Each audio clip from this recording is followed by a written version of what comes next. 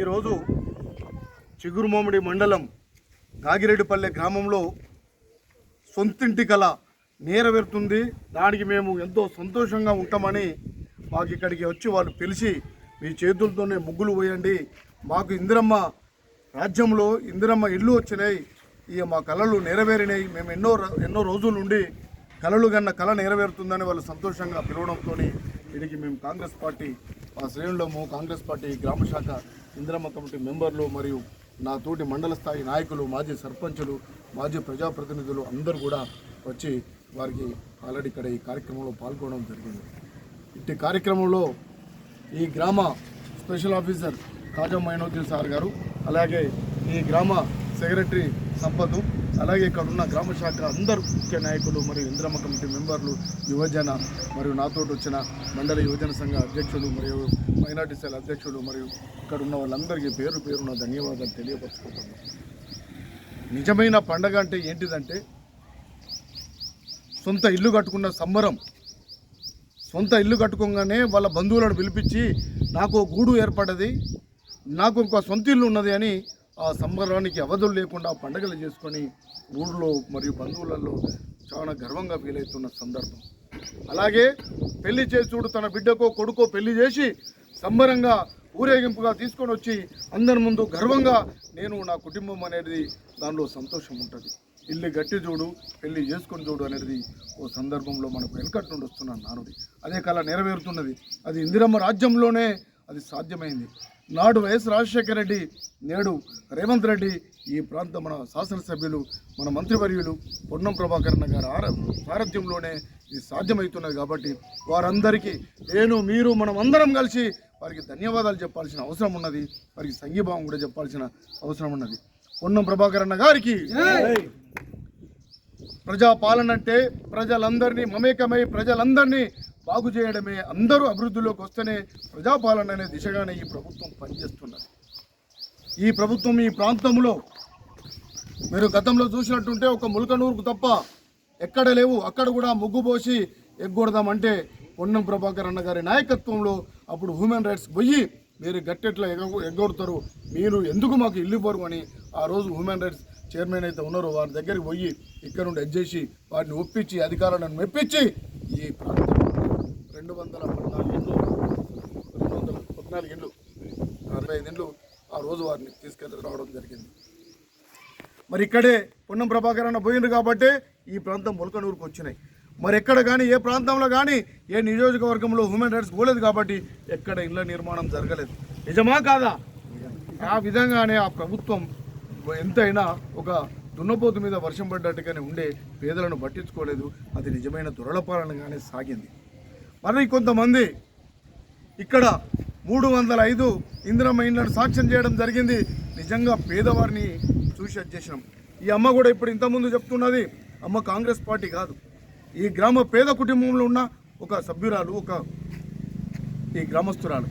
మేము ఆ విధంగానే మా పార్టీ కార్యకర్తలకు ఎక్కడ ఇవ్వలేదు. చెప్పడం అనడం కొత్తగా ఎన్నైనా మాట్లాడవచ్చు. నిజంగా మీరు గ్రామాలకు వెళ్ళి చూడండి. వాస్తవానికి పక్షపాత ధోరణి లేకుండా అధికారులను కూడా ఈ కమిటీలో 5 మంది సభ్యులలో కాంగ్రెస్ పార్టీ వారు ఇక్కడ నాయకత్వంగా వహించే వాళ్ళు ఒకరిద్దరు వాళ్ళు సోషల్ వెల్ఫేర్ ఆర్గనైజేషన్లో ఉంటున్నారు కాబట్టి వారిని దాంట్లో భాగస్వామ్యం చేయడం జరుగుతుంది. అలాగే మహిళా సంఘాల ప్రతినిధులను ఒక ఇద్దరిని తీసుకొని వారిని కూడా ఈ కమిటీలో మెంబర్లు చేసి, అలాగే అధికారులు ఏ స్పెషల్ ఆఫీసర్ అయితే ఉన్నారో, సెక్రటరీ ఉన్నారో వారిని కూడా అనునిత్యం వాడాలలో తిరుగుతారు. వాళ్ళ పేదరికం వాళ్ళకి తెలుసు కాబట్టి వారిని కూడా దానిలో భాగస్వాములు చేసి 5 మెంబర్లతో వీళ్ళందరినీ ఒక కమిటీ వేసి ఆ కమిటీతోనే నిష్పక్షంగా అందరూ మెచ్చే విధంగా వారిని ఆల్రెడీ గుర్తించి వారిని ఇల్లు శాంక్షన్ చేయడం జరిగింది. నిన్న మొన్న ఎవరో అంటున్నారు మీరు మనుగడ కోసం అయితే దయచేసి అది కరెక్ట్ కాదు అని మేము అంటున్నాం. నిజంగా ఈ ప్రాంత అభివృద్ధి జరుగుతున్నదంటే మీరు సంతోషించాల్సిన అవసరం ఉంటుంది. ఈ ప్రాంతం నుండి ఎక్కడికైనా పోయి ఒక మంచి విద్యావంతుడు ఉన్నా, ఒక మంచి ఆలోచనపరుడు ఉన్నా, ఒక మంచి మనిషి అని 10 మంది గుర్తిస్తే అది హుస్నాబాద్ ప్రాంతవాసుడే, అది పొన్నం ప్రభాకర్ నియోజకవర్గం నుండి ఉన్న వ్యక్తి అని ప్రజలందరూ గుర్తించే విధంగా ఈ ప్రాంతాన్ని తీర్చిదిద్దాలని మన నాయకుడు మన మంత్రివర్యులు పొన్నం ప్రభాకర్ గారు ఆలోచన చేస్తున్నారు. ఆ విధంగానే మార్చుకుంటూ వస్తున్నారు.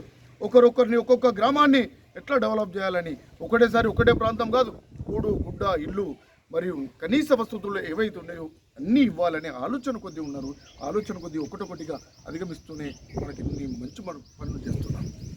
మిత్రులారా, దాన్ని దృష్టిలో పెట్టుకోండి. కానీ ఏదో ఒకటి ఎవరినో అంటే మేము పత్రికలు మరి మీడియా మమ్మల్ని అన్నీ ప్రచారం చేస్తుంది అంటే అది కరెక్ట్ ఏం కాదు అని అంటున్నాం. వాస్తవానికి మంచిని మంచి అని చెప్పుకుంటే మీలో మంచిని ప్రజలందరూ గుర్తిస్తారు. నువ్వు మంచివాడిలో మీరు కూడా మంచి వాళ్ళే, ఈ ప్రభుత్వాన్ని స్మరించే వాళ్ళంతా మంచి వాళ్ళనే ఆలోచన వస్తుంది. మీరు చెప్పండి, సలహాలు ఇవ్వండి, సూచనలు ఇవ్వండి. కానీ ఈ ప్రాంతాన్ని కల్లోలంగా మార్చే ప్రయత్నం చేయకుండా శాంతి మార్గంలో మన ప్రాంతాన్ని అభివృద్ధి చేసుకొని నియంగా పేదలు అందరికీ పేదలకు ఇచ్చినామని అంటలేం.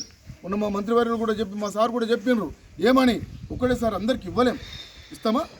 ఒక గ్రామంలో చిన్న గ్రామానికి 8, కొంచెం పెద్ద గ్రామానికి 16, ఇంకా కొంచెం పెద్ద గ్రామానికి 24, ఇంకా పెద్ద గ్రామానికి 32, ఇంకా పెద్ద గ్రామానికి 40, ఇంకా పెద్ద గ్రామానికి 48 ఇండ్ల చొప్పున ఒక్కొక్క దాడు ఉన్న ప్రజలను ఉద్దేశించి ప్రజలు ఏ విధంగానైతే వారు ఎంతమంది ఉన్నారో దాన్ని దృష్టిలో పెట్టుకొని ఆ విధంగా మన మండలానికి 305 ఇండ్లు వచ్చినాయి. 10 ఏళ్ల పాలనలో 305 ఇండ్లు వచ్చినాయా? ఎక్కడ నియోజకవర్గానికి వచ్చినాయా? రాలేదు. ఇంత వచ్చినాయి, సంతోషపడాలి, అది నిజమే. మళ్ళీ నెక్స్ట్ ఇంకో వీరికి ఇచ్చిర్రు, ఇంకా పేదవాళ్ళు ఉన్నారు, చాలా పేదవాళ్ళు ఉన్నారు, మాకు కూడా తెలుసు. కొన్ని టెక్నికల్ కొద్ది, కొన్ని ఇబ్బందుల కొద్ది కొంచెం అక్కడక్కడ అదే కొంచెం కొంతమంది మీరు అంటున్నారు ఎవరిని ఇప్పుడు తీసుకొస్తున్నారు, వారి దగ్గరికి మా కార్యకర్తలు పోయి ఇల్లు కట్టుకుంటారా అని అడిగితే కూడా ఇప్పుడే స్తోమత లేదు, మాకు వెసులుబాటు కావాలని చెప్పారు. వాళ్ళ ఇళ్లలో కొన్ని పాపం ప్రాబ్లంతో వాళ్ళు కట్టుకోలేక మాకు ఇంకో 1 year 6 నెలలు కావాలని వెసులుబాటు కోసం వాళ్ళు కొంతమంది అన్నీ ఉన్నారు. అలాంటి వాళ్ళు చూపెట్టడం కోసం మీరు లెక్కలేయడం కోసం బాగానే ఉన్నది. కానీ నిజానికి వాటిని పోయి వారి యొక్క మనోవేదన కల్పించినట్టుంటే వారు కొంచెం వెసులుబాటు కోరిన వాళ్ళు కూడా ఉన్నారు. అలాగే ఇప్పుడే కాదు, ప్రతి 6 నెలలకు 3 నెలలకు 2 నెలలకు ఒకసారి ఇంకో దసరా తర్వాత కూడా మళ్ళీ ఇండ్లు వస్తాయి. అప్పుడు కూడా వాళ్ళని గుర్తించి మాకు పార్టీతో లేదు, ఇప్పటి వరకు మా కార్యకర్తలు ఎక్కడ ఇండ్లేం కట్టుకుంటలేరు. మీరు కార్యకర్తలు అనగానే కాదు, నిజమైన మా కార్యకర్తలు ఇక్కడ ఇంతమంది ఉన్నారు, ఎవరికైనా ఇండ్లు ఒక్కరికి కూడా మా కార్యకర్తలకు ఎవరికి రాలేదు. దాన్ని ఆలోచన చేయండి. గతంలో భాజపాతో మా పార్టీ నాయకులకి ఇస్తాం, మా కార్యకర్తలకు ఇస్తామన్నా కూడా మేము ఏం అనలేని పరిస్థితి. నిజంగా సరే ఎవరైతే వాళ్ళు కూడా ఈ ప్రాంత వాసులే కదా, వాళ్ళు కూడా మా మండలి వాళ్ళే కదా, సరే ఎవరైతే అభివృద్ధి అనేది జరగాలంటే ఎక్కడో కాడ మొదలు కావాలనే ఆలోచన కొద్ది ఉన్నాం. కానీ మీకే వచ్చింది, మాకు రాలేదు అని అనలే. ఇప్పటికైనా నిష్పక్షంగా మా మంత్రివారులు చెప్తున్నారు, ఏ ఒక్క రూపాయి ఎక్కడ ఎవరికి ఇవ్వకుండా, ఏ ఇంటికాడ ఎవరిని ఇబ్బంది పెట్టకుండా, ఆఫీసర్ మొదలుకొని మా కార్యకర్త వరకు ఎక్కడ రూపాయిని ఆశించకుండా నిజాయితీగా నిష్పక్షంగా వారికి సేవ చేయాలని మేము పాలకులము నాయకులము కాదు, మేము సేవకులుగానే ఈ ప్రాంతంలో ఉంటాం, ప్రజలకు సేవలు చేస్తాం. మీరు కూడా సేవకులై సేవలు చేయండి, నిజంగా ఈ ప్రాంత అభివృద్ధిని కోరుకోండి. కానీ వేస్ట్గా దీన్ని మళ్ళీ ఎక్కడో అయ్యో చిగురుమౌడి అంటే అయ్యో ఆఫీసర్లు భయపడతారు, చిగురుమౌడి అంటే అక్కడికి ఎందుకనే పరిస్థితి తీసుకురావద్దని ఈ ప్రాంతంలో ఉన్న నా తోటి నాయకులకు అందరూ కూడా నేను చేతులెత్తి నమస్కరిస్తూ మిమ్మల్ని రిక్వెస్ట్ చేస్తున్నా. ఇప్పటికైనా మీరు నిన్నగాక మొన్న అన్నారు, మేము ఆల్రెడీ మాకు యువ వికాసంలో ఆల్రెడీ ఉన్నారు. యువ వికాసం అనేది ఇక ఫైనల్ కాలేదు, ఫైనల్ అవుతుంది.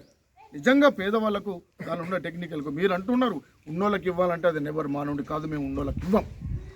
ఉన్నోళ్ళకి ఇచ్చే ప్రభుత్వాలు పోయినాయి, పేదోళ్ళకి ఇస్తాం, పేదోళ్ళ లబ్ధి పొందుతారు. దాన్ని చూడండి, చూస్తుంటే అర్థమవుతుంది. కానీ మీరు అపోలకు గురై లేనిపోని వారి ఆఫీసర్ను వీళ్ళను ఇలాంటి బ్లాక్మెయిల్ రాజకీయాలకు కానీ మమ్మల్ని ఇబ్బంది పెట్టే విధంగా కానీ మీరు ఉండొద్దు. ప్రజలను అగమ్య గోచరంగా మీరు మారొద్దని మేము చాలా రిక్వెస్ట్ చేస్తున్నా. దయచేసి అధికారులు ఏమి లేరు, అధికారులు ఎప్పుడు కానీ ప్రభుత్వ గైడ్లైన్స్లోనే పనిచేస్తారు, కానీ వారి సొంత లాభాల కోసం పనిచేయరు. కాబట్టి మంచి అధికారులను మనం తయారు చేస్తున్నాం.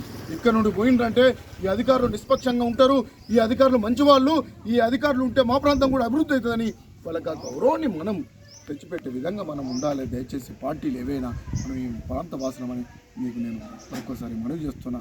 ఏది ఉన్నా ప్రభుత్వ బలాలు పేదలకే, పార్టీలకు అతీతంగానే ఉంటాయి. మా మంత్రివర్యులు కూడా అనునిత్యం కూడా చేస్తున్నారు.